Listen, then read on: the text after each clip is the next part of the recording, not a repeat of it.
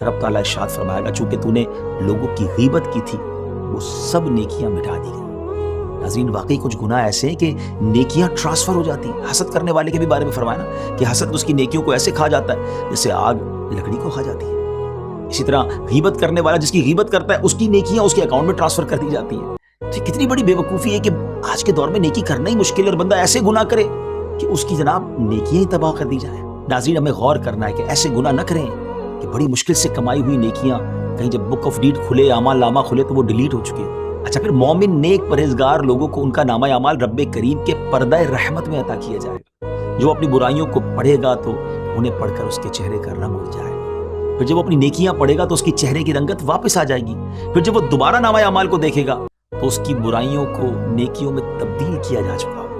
اس وقت بندہ انتہائی خوشی کی حالت میں اپنی جماعت، اپنے اہل خانہ اور قرابت داروں سے کہے گا، قرآن پاک میں آیت موجود ہے جس کا ترجمہ ہے لو میرے نامہ اعمال پڑھ، کیونکہ اب تو اس کے گناہ نیکیوں میں بدل گئے ہوں گے نا۔ پیارے ویورز، جس کو اس کا نامہ اعمال رائٹ ہینڈ داہنے ہاتھ میں ملے گا اس کا حساب سختی کے بغیر نہایت آسانی سے ہوگا، اس کے چھوٹے گناہ بھی معاف ہو جائیں گے، اور جس سے اس کے تمام اعمال کا حساب لیا جائے گا وہ عذاب سے نہیں بچ پائے گا۔ سب سے پہلے جانوروں اور کیڑے مکوڑوں کا حساب لیا جائے گا، ہے نا عجیب بات؟ جی ہاں، نبی پاک علیہ الصلوۃ والسلام نے ارشاد فرمایا بروز قیامت جس جھگڑے کا سب سے پہلے فیصلہ ہوگا وہ سینگ والی اور بغیر سینگ والی دو بکریوں کے درمیان ہوگا۔ جب جانوروں اور کیڑے مکوڑوں کے درمیان فیصلہ ہو جائے گا اور کسی کا کوئی حق باقی نہیں رہے گا تو ان کو مٹی بنا دیا جائے گا، پھر انسانوں اور جنوں کو اٹھایا جائے گا اور اللہ پاک ان سے حساب لے گا۔ تو غیر مسلم تمنا کرے گا کہ کاش میں مٹی ہوتا، مجھے اٹھایا نہ جاتا، مجھے دوبارہ حساب کتاب نہ دینا پڑتا۔